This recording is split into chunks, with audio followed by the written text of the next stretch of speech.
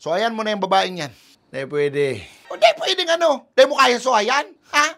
Di mo naiintindihan. Di ko pwedeng suhayan si Joanne. Ano ba tayo mo pwede suhayan? After kang gabos? Naginibos sa... Grabe namang kapatalan mo yan. Masakit pa ding maghanap ng babae nga arog kayang kay Joanne.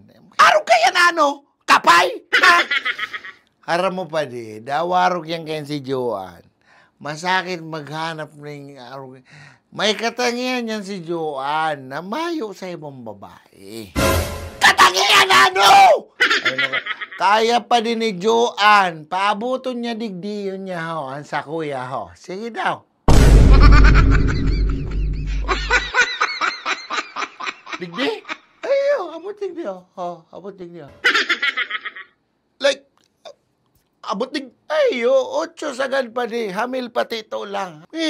Partida. Dahil napapadokan. Kaya. Dawa mayong harangusan. Rare species pala, ano?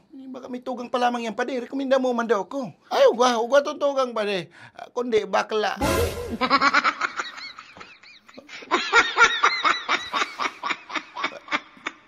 Ikip mo yan si Joanne. Dikit na lang ang taong arog ka yan. Bugi ni... sana all.